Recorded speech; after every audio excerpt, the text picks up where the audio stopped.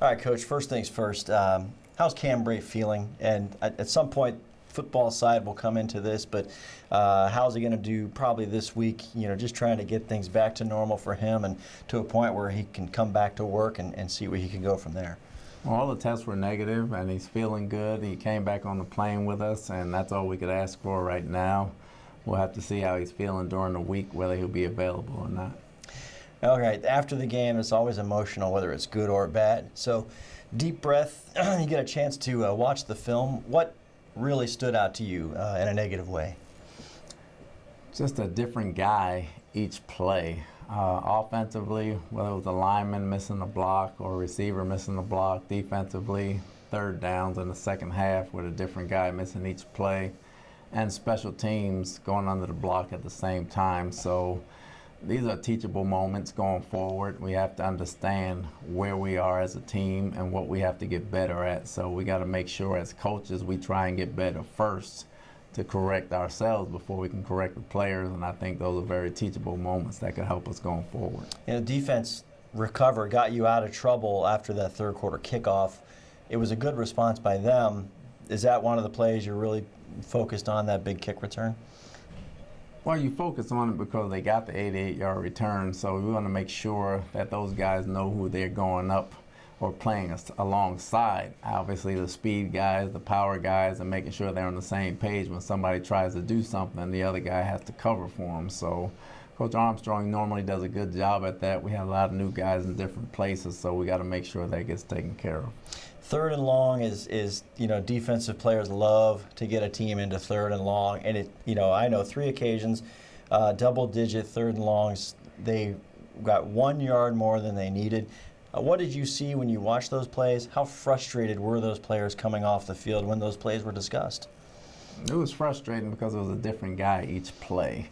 3 out of the 4 plays we thought we could have got. One play, we let him out the pocket, and he bought some time and made a heck of a play. But we got to get off the field in those situations, and that's something that we have been good at in the past, and we got to get back to that because those are backbreakers. And then you score the touchdown, get it to 2 points. Then a fumble, the bad snap takes place. D. Delaney can't get to it. How do you guys coach that? And I know it's kind of a bang-bang moment. You're either going to get it or you're not. But did he come off the field kind of, saying, I should have had that? Well, it took a lucky bounce right back to the quarterback. So he got on the ball right when D got there. D made a valiant effort at it, and it just bounced the wrong way. Offensively, once again, you're getting into the red zone. People talk about first down. You're running the ball in this particular play, you're behind the chains, but you're getting to the red zone. What seems to be the problem now with a legitimate sample size at this point that you can see what's not working? In Pittsburgh, I know there were a couple false starts that pushed us back, and the clock was going down, and we tried to make a play that we didn't want to make, and we're just not getting the ball in the end zone, whether it's a guy missing the block, whether it's missing the route, whether it's not getting the ball through the hole, or the penalties. But we practiced it all week, and we got better at it during the week, but it doesn't count unless you do it on Sunday. So we'll go back to the drawing board as coaches, and we'll try to call some different things and see it better, and we'll make sure the players get it so they can play it better.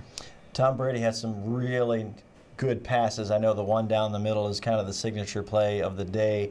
There were also passes, especially on the third down to Godwin, where Godwin's at the first down marker or just inside it. The pass looks like it's in the dirt a little bit.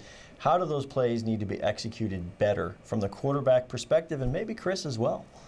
Well, we got to throw it better, and then we got to catch it. Obviously, we got to make sure we're on the same page from a route standpoint between the quarterback and the receiver, and then we got to execute.